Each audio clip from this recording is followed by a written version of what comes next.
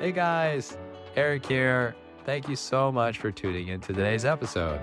Before we tune into the details today, I have one little favor I'd like to ask you. Are you listening to this on Apple Podcasts or Spotify? If you are, and if you haven't done it already, it would be so helpful to Anita and I if you could leave a 5-star review.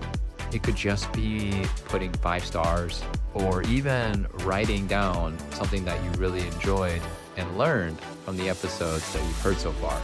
This kind of help would really improve our ability to give you better content and also to help other people find out about Taiwanica. So if you wouldn't mind taking just a few moments to do that if you haven't already, we would greatly appreciate it. Thank you so much, and we really hope you enjoy today's episode. Not saying, yes, you're right, I will do that, but understanding that they're doing it because they don't know what shame is. They're ignorant of that. And so if you go out there and understand that people are going to say these things and just understand that it's not their fault, it's the society that they grew up in, or it's the parents that they had and their parents didn't know either, then you have a little bit more control over your life, knowing that shame is not going to be controlling you anymore. You're going to be aware of shame. As soon as you're aware of shame... Welcome to Taiwanica. This is Season 2, Episode 2, talking about shame.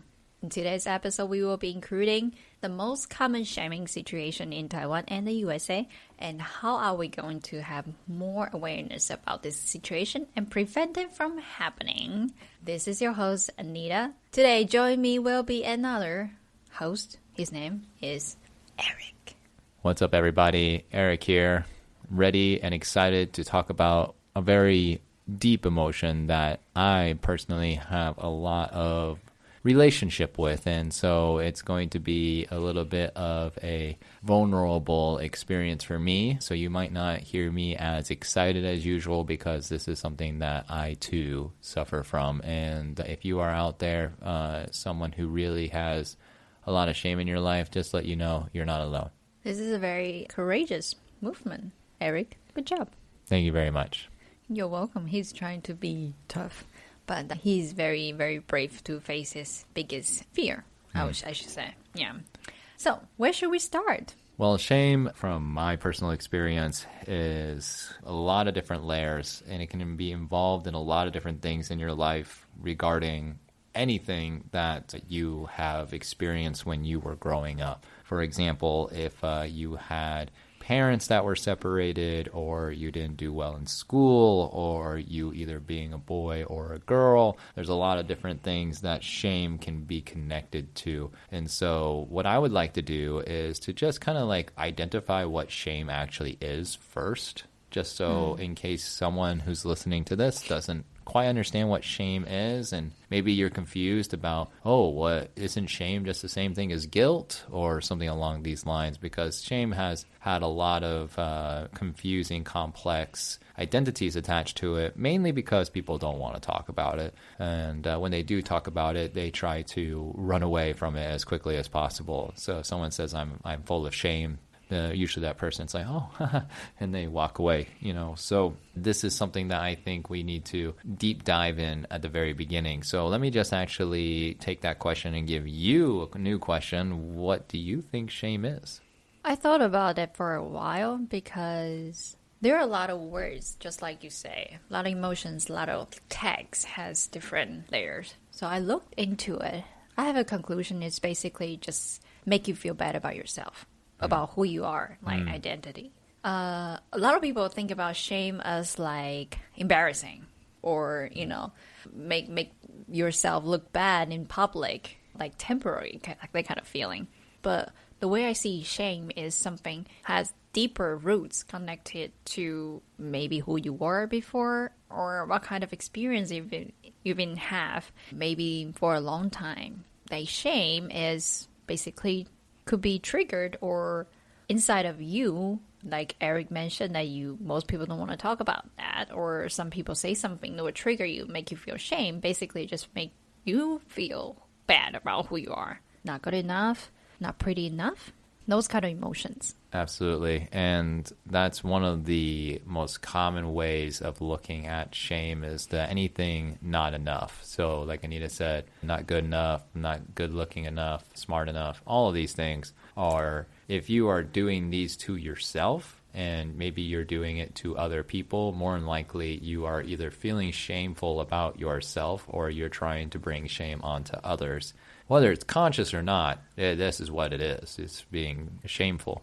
And so the things that we need to become aware of from the very beginning is that shame has a lot of little parts of it that we commonly think it has affiliation with fear or just judgment. But in reality, they are actually just shame. So I like to deep dive into what are the most common things that we do to create shame in our lives. So there's 3 of them. And so each of us have definitely one preference. It doesn't necessarily mean you do all 3 of them in order to have shame, but if you have one of these 3, this is definitely your go-to for either being shameful to yourself or how you create shame for others. Remember, anything that we do on the inside, we mirror on the outside. So then more than likely, one of these is something that you do. Okay, the first one is secrets. So if you are a secretive person and you hold secrets from other people about you or about other people, you are trying to keep this information from them, and therefore this is creating shame, mainly because you are developing this separation of the person who you are talking to and from yourself. And so when you have a secret, this is trying to basically distance yourself from a person. And that leads to number 2. Number 2 is judgment. So judgment is a much more action set way of creating shame. So this is definitely mine. I personally judge a lot about people and what they do, and it just kind of is unconscious, mainly because of when I was growing up, the people in my life would be judging people all the time, whether it was about money or the traffic or what they did at school. Everything had some sort of judgment attached to it. So this is my biggest vulnerable point, is that I am very shameful, or I give shame to people when I judge them. And so this is another one. And the other one is silence. This is number 3. Number 3 is silence. So some people out there, like in our last episode about anger, you can check out the story on that, is Anita's mom. When she wants to create shame, she will become completely silent. And this is creating this sense of whoever is around that person, they're not good enough to talk to that person. And so that to them, by not saying anything purposely in a hurtful way, don't get me wrong, silence can be a good thing if you're doing it for your own personal growth, of like not saying things that would be hurtful to somebody or be judgmental to somebody. Being silent in this way is fine, but in the way that you're being silent when people who love you are trying to talk to you and you purposely ignore them, this kind of silence is shameful. Okay, so these are the 3. These are the 3 most common ways that people develop shame. So that's what I wanted to share now. What is your take on that, Anita? I think that's a very insightful point of view. Like, especially the last one, I think most people look past it very easily, like overlook it very easy, because we feel like there is no violence involved. There is no any, hurting or like hurtful wording involved. But I can speak from the person who have experienced that. It is I will say it's worse than the violence. I gotta say there is no way to compare one another, but I've been there and it's definitely made me feel shameful. That's why also from the last episode, I feel when I talked to Eric didn't give any response, and they made me feel so little shame. Like, what? I say something to you that's not important to hear or something like that. So that's all associated with the feeling, the emotion, which is shame. And I wanted to emphasize like Eric said, that probably throughout the whole childhood has developed some kind of awareness around this shaming behavior. And we tend to not seeing ourselves to do that. I think shame, for me personally, it's a very dangerous emotions, because we most of the time we don't have the realization that we're actually doing it.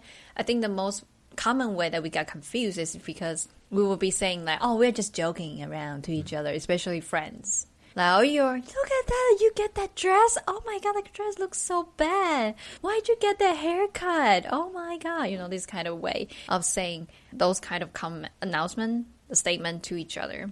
Most of the time we'll be like, it's fine, it's, friends. But we're actually doing the shaming thing. Again, if you are feeling that you are not good enough, you're not something enough, fill in the blank. If you have this kind of feeling, that is shaming. And dive deep into this kind of, hair dressing. This is actually the most common shaming for women.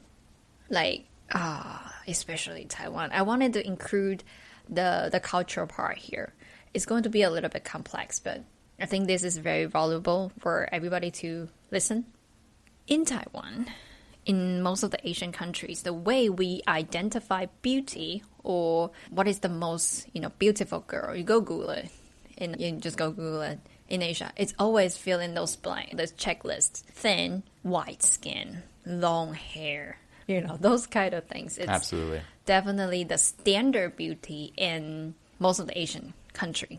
Okay? So when I was in Taiwan, my skin is never white. Okay, I like outdoor activities. My skin just always tanned. And my mom was always say, oh, you're so ugly.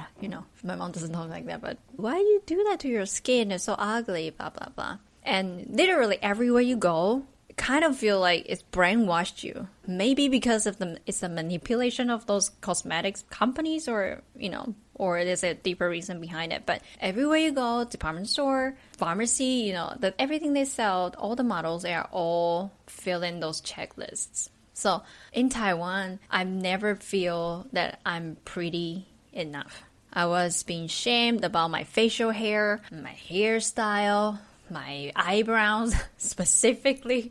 I just never had the so-called perfect shape eyebrow for women. I just never had. But, I've been having this doubt about myself. And coming here to the USA, I've opened my mind because there are a lot of people they are willing to represent who they are by choosing the clothes they are feeling comfortable of wearing it. This country has more open standard for women. So women here are usually happier. Again, it's not comparing which one is better, which one is worse. It's just this cultural mindset is actually a shaming thing for most of the women. I don't know for men, maybe men in Taiwan, they will have different kind of challenge, right? But this thing, it's national-wise. Now I see it, I'm just like, oh my God. The little things that people say to you, oh, the clothes is so, no, not good. Or your hairstyle, it's not your style. Try something else. This is not good. This is I think people should pay attention to it because of our cultural background. And this is kind of like a side note, but also a topic that we could look deep into it, which is when they talk about discrimination. If you ask a Taiwanese, what is a foreigner? They will definitely say American people, white skin, those kind of people. Not everybody, but there's a really high percentage of people who are having discrimination towards those people who are from Southeast Asian countries who are in Taiwan. Again, because of the beauty standard, they are dark skinned. This is no research back me up, but it's just personal opinion, sharing my observation of the situation in Taiwan because of this shaming idea. We'll be right back. I really like journaling, but I always end up with no time or cannot find a journal that I really like. So I was like, hey, let me create one. So here it is, a self-help journal created and designed by Anita. Inside the book, I provide very simple and easy to follow template. For example, in the morning, to-do list. In the evening, gratitude practice. So you can use a very little time to start this healthy habit. Go ahead and check it out in our description down below or go to our buymeacoffee.com.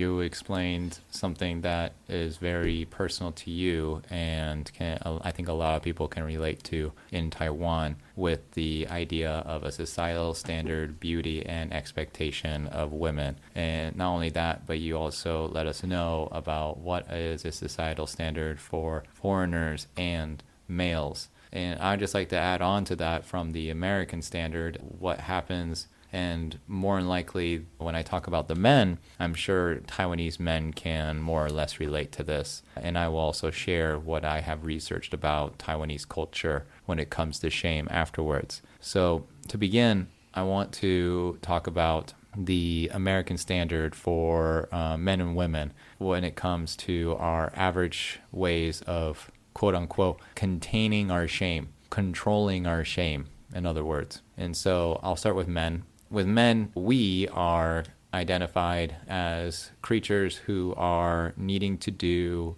things for our family. So making sure that we are keeping up with societal standards and always achieving greatness. The next is to be emotionally controlled. So make sure that we don't express our emotions. A very famous quote in the United States for men is that boys don't cry. And so this is automatically in our society telling men at the very beginning as they grow up to not be emotional, not be vulnerable. And so this is already cultivating shame from a very young age. Okay, that's a big one. The other one is violence. So we are just, recognized as being violent creatures. And so a reason for that, probably, this is not based on science, it's just my personal opinion, is because we have built up so much shame that we don't know how to contain it. And so we find ways of releasing it, whether it's through actual violence towards others or things, or violence towards ourselves, such as addiction. So this is the most common things that happen with males when shame is a big part of their lives. On the other hand, with women, it really revolves around perfection. And what that is kind of pertaining or contains information about is women have this societal standard from their mothers or the other females in their life of being a specific standard, being able to take care of their families, being a good daughter, whatever that quotes to, if it's good academics or being able to help with the family or helping with the business. Anything that revolves around family is really strongly related to the woman. So if you are someone who has kids and mom is still around to watch you raise those kids, you're going to be pressured, ladies, to be a specific standard that mom wants you to be. And if you don't meet that, then you start to create your own self-shame because of that. And so this is a very common way that shame is cultivated secretly in the back of your mind all the time, just because you need to meet not only your mother's standards or other women's standards in your life, but also societal standards of how to be, like in Taiwan, a great woman or a beautiful woman. So these are things that definitely influence a lot of people on a daily basis when it comes to shame on men and women in the United States. The only thing that I wanted to also add is about Taiwan, and I've learned is that a lot of people in Taiwan relate to family and group mindset. So being connected with your friends and being similar to your friends, or if you have a really good relationship with your boyfriend or girlfriend, being similar in many ways is the way to be a conformist. So basically to be connected really well with that group, and if you are not like them, then this is where shame grows. So for example, sorry, honey, I'm going to use you as an example here, is Anita. Me? Yes, here she is. So Anita's family is very traditional, and they love to have family dinners together, and they like to go out together to do events such as camping or just going out to new places, like traveling around Taiwan. These are some of the most common things that they like to do together. And whenever we, like Anita and I, go and join her family to these events, most of the time Anita is considered kind of like this outcast of the group, just mainly because who she is. Anita has tattoos. Anita is a foreign language speaker. Anita doesn't have a government job. Anita doesn't have a standard way of living. And so she is a target in her family for shame. Why are you like this? Why did you get tattoos? Why is your hair like that? Why don't you just get a normal job like everybody else? Do you know how to cook well?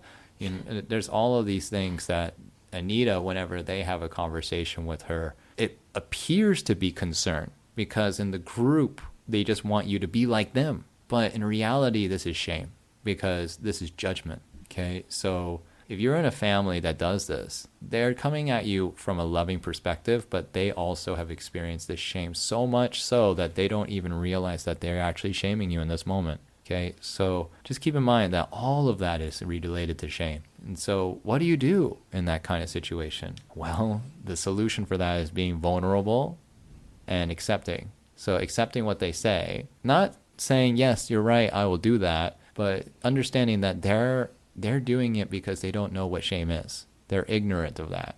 And so if you go out there and understand that people are going to say these things and just understand that it's not their fault, it's the society that they grew up in, or it's the parents that they had and their parents didn't know either, then you have a little bit more control over your life knowing that shame is not going to be controlling you anymore. You're going to be aware of shame. As soon as you're aware of shame and you start creating more loving perspectives of yourself by saying, I am enough, I am smart enough, I am beautiful enough, I love my hair, I don't care what other people say, I love my tattoos, I don't care what my mom says. If you start saying these things to yourself, you're going to start allowing that shame to be visible and not hiding in the background, controlling your thoughts and feelings. Yeah, I wanted to add on 2 points. One, why is shame born? Why is this shame coming from? Remember this keyword, it's self-disapproval. In some level, some ways, sometime in their past, or, just it must make them feel self-disapproval somehow. Maybe come from their parents as well, or society norm, or from their boss, anything.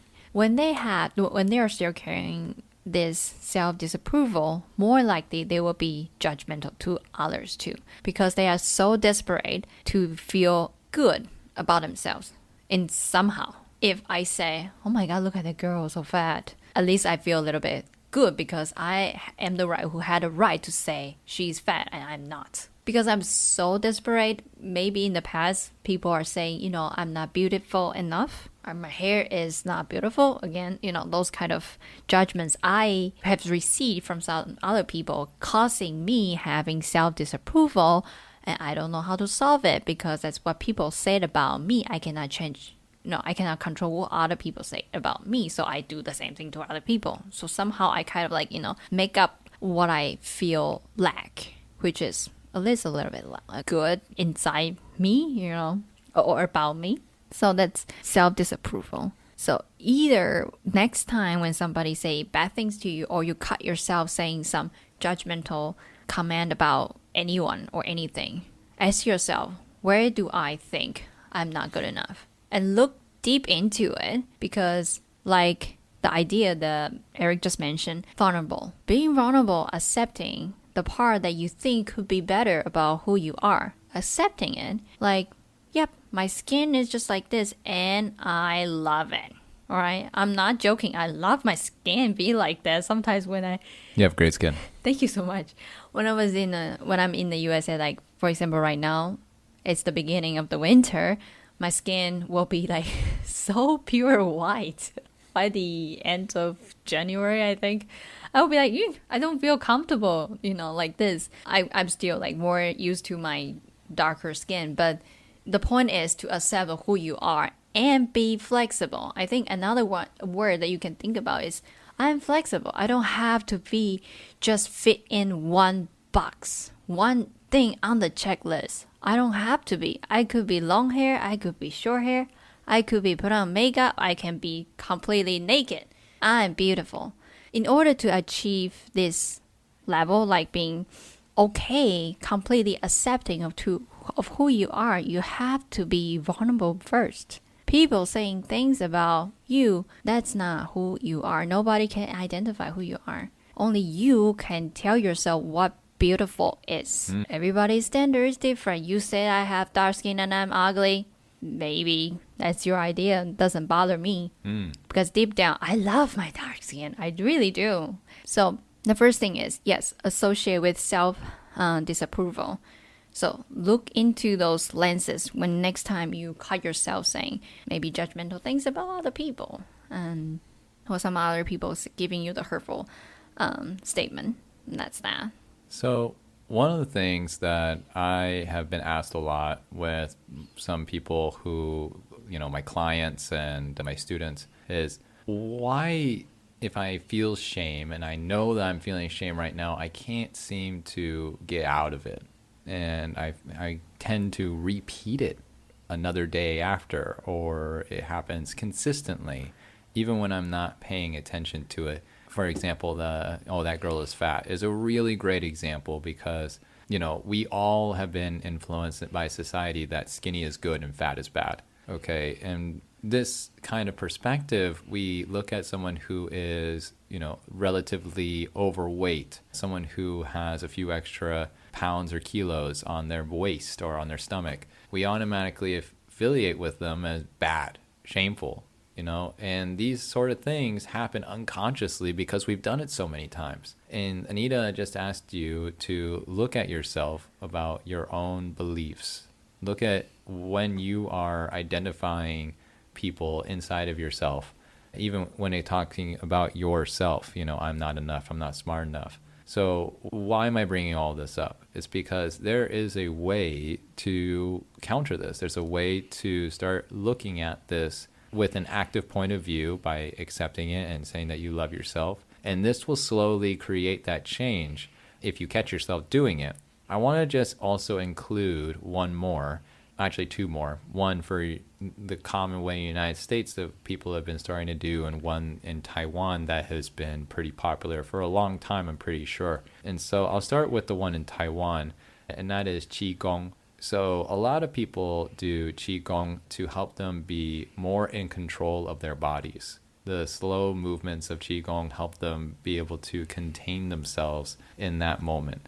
And when they're doing this activity, they feel at peace, they feel more in control. But the best and most important part is that it helps them realize that the actions that they take after doing Qigong are also within their control. So any thought that passes by or any movement that they do, they are aware of them. That's the most important thing, is awareness. And when they have that awareness, they are able to make that change even easier.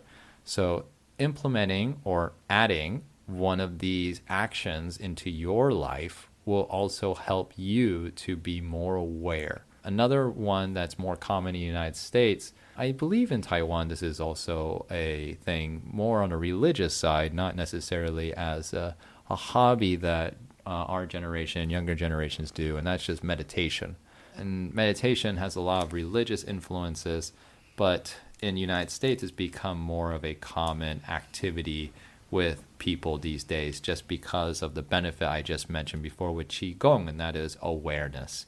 Having this kind of awareness after doing meditation and even during meditation helps you to start forgiving and accepting the actions that you have done in the past and will do in the future and are doing right now. And being able to catch yourself. And if you just catch yourself judging someone once in a day, you do it, or you were silent with someone with a day, or you were trying to keep a secret from somebody for a day, and you tell yourself you're not going to do that anymore, and you do the opposite, that's a victory. That's a win. Okay, even if you only do it one time. And the reason for that is because if you do it once, you can do it again. And if you do it again, you'll do it again. And you keep creating this new personality that isn't controlled by shame anymore. So just remember that if you are in one day do 100 things that are shameful towards other people, but you have one time that you didn't and you caught yourself not doing it, that means you are on the step to maybe 100 days in the future having 100 times where you caught yourself not being shameful to somebody and maybe only having one judgment. So that is the change, the path to change. We all have to take those steps every day. I'm still doing it myself. I still create shame in my life, but I do it less because I'm still taking one step every day to be able to do less of it? I think two things. I think you can remember in this throughout your whole life. Whenever you're talking about different emotions or different kind of situation in your life, those two things remember. The first thing is you're willing to change. And second, it's going to be difficult. It's never going to be easy. Any kind of change, it's going to be difficult. But the difficult is the good part because that means your body, your mental energy, your brain is adapting to a better version of yourself. Again, it has to be you are willing to change. Okay. Some people are still thinking about, I'm just joking around. No, I'm going to keep it. That's their choice. But if you think this is not you anymore, this is not what you want to treat people, that's not who you want to be, then you're willing to change and you're willing to devote time to change. And this is going to be a lifelong practice. Truth. Nobody can be like, I'm just going to practice this for like 3 years and then I'm done. Nothing is easy as that.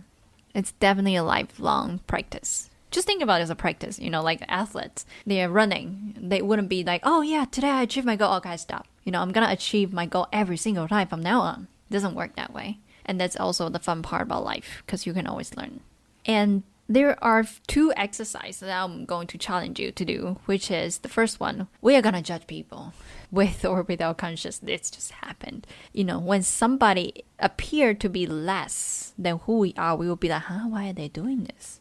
I just caught myself judging other kids yesterday actually. I was with my son to a story time and I saw other kids doing this rude behavior and my brain just cannot comprehend, like, why is this kid doing this way? Why is that kid so rude? I just cannot get over with my own thought. So there's a perfect example of how, it could happen any moment now. So the first thing I would provide, which is when you caught yourself judging other people, the first step is always having the awareness, which is, I'm judging that person. And except for the self-disapproval route that you can look into it, but sometimes we just say it, we just slipped out about those judgments. When those moments happen, you can ask yourself, what are the 3 things, just 3 to 5 things, depends on what makes you feel comfortable to start with. What are the 3 things that I appreciate about this person? Simply just do it. If I saw the rude kid, he's rude. I caught myself saying judgmental comments about this kid. What are the 3 things I appreciate about this kid? The kid, he's really good at building blocks. Maybe he's not sharing with other kids, but he has talent to building the blocks or whatever he's doing. Or he's really good at speaking. Things like that, small things. So just 3 to 5 small things just to switch your behavior. Most of the time we got addicted to saying judgment to other people. We just, let it pass. But this is actually a really good chance. Every time when you see yourself doing the things that you don't want, change it immediately. That's a really good practice for you. And the second practice has to do with your self-disapproval. Everybody has this kind of thing, deep or shallow. We all have certain levels of self-disapproval. Like, yeah, I gained a few weight, it's cold, I like extra few cookies. Oh, look at that belly, This is kind of a self-disapproval. The practice that you can do is close your eyes. You don't have to do meditation. I have to say, most of the people heard about meditation, the immediate reaction is shut down. They feel like they have to sit there forever and completely quiet, those kind of things. So I will always encourage people to just take a few moments for yourself. If you start from this idea, nothing is difficult about meditation. You just start with, I am going to devote, give yourself a time, 5 minutes, 10 minutes a day to sit there and appreciate myself. I'm just going to sit there and do that. I'm not going to check out my Instagram, which is another big resource of shaming because everything you saw on Instagram more than likely is supermodels, new products, clothes, hairstyle, nail, everything. I'm not going to check out my social media. I'm just going to take few minutes for myself only. Sincerely appreciate who you are. Simple things. Today I smiled at the person I met on bus. This is a kindness of gesture. So I'm going to appreciate myself. If that's not enough, write down 3 things that you appreciate about yourself every single day before you go to bed. 3 little things. I like my hair today. I didn't do anything. They just look fabulous. I woke up like this. I woke up like this. Hashtag. Just a joke. It's just a joke. I was just trying to be ironic. So just 3 little things. Appreciate about yourself. And more you do it, you'll find out you will attract, you feel better about yourself because you're throughout the whole day, you are looking for this kind of chance to be a better version of yourself. Like I'm just gonna be a better worker for my boss today because I choose to be. Instead of being shaming, hurting person, you choose to be a better person, to be responsible for yourself, and you will create more positivity for your environment. And that's how we can start to make the world slowly changing. Yeah, I think it's a very good explanation of what you can do on a little bit of time each day. And I think these are the kind of things that we all need to add into our lives. It doesn't have to be a lot, but the point is if you start doing something, then you will start changing. And so the good news is that all emotions are things that we can feel and we can express. And if we are starting to do more negative things like being shameful or judgmental, these don't make us bad people. They are just things that we have collected in the past and are still expressing them now. The good news is that if we start creating new things about us, then in the future, those new things that we created that are positive will be the replacements. So just think about it like that. There's nothing that you are bad. You are not a bad person. You are a wonderful, vibrant, free, loving, peaceful person. And we love you for who you are. But you need to work on changing yourself if you want to start actually feeling like the words I just said. So go out there, take the stuff that we just shared with you today and give it a try, because we do it every single day. And I'll tell you, 3 years ago, before we even started doing any of this stuff, we were very sad, negative people. We loved McDonald's. We are. How dare you mention about that? And we watched way too much TV. And anytime when we weren't doing something that was satisfactory to our sensories, like our mouths, our ears, our eyes, or our skin, we were mad at each other. And we were judgmental of each other. And we were critical of each other. And we fought. And we broke up twice. He kicked me out. All because of shame. All because of shame. I was too shameful, and it was a reason why, my life was in a very negative point. And I'm not saying that I'm done with that. I'm still learning how to overcome my shame in other parts of my life. And you can too. And that's the beauty about growing and changing, is that there will always be opportunities for you to make improvements. So go out there, give it a try, and just know we're here for you. We have classes now that are available on Amazing Talker. You can check that out in the links and down in the description below. Also check out the amazing slides that Anita makes on Instagram. They give you really good details that you can take from these episodes and just write some notes down so you can use them for your own life. And finally, if you do have any questions, you can always send us a message on Instagram too. Yes, real quick for the notes that I did for our Instagram, which is I know that a lot of people don't have time to, digest the whole thing, especially when we are speaking our second language. I totally get it. And those information that we share on our episodes are very valuable. That's why we want everybody to know. That's why I did this kind of change, which is I will give you, the listeners, the highlights of 3 highlights, at least 3 highlights for the episode, Chinese and English, and one, you just keep scrolling, you'll see the Chinese and the English version. So yeah, hope that will help you understand more about the knowledge that we would like to share. So finally, I will also share Eric's and my profile of teaching mental healing on the Amazing Talker. So feel free to check out our Instagram, or if you are interested, feel free to send me a message on Instagram. All right. Well, thank you so much for listening to us today. Anita, thank you so much for your insight and invaluable wisdom. Thank you so much. So do you. Right back at ya. Oh, well, thank you. Until next time, everybody, you take care. Bye. Thanks so much for tuning in to Taiwanica. If you're enjoying the show, please feel free to rate, subscribe, and leave a review wherever you listen to your podcasts. That helps others find the show, and we greatly appreciate it. Thanks again for listening, and we'll catch you in the next episode.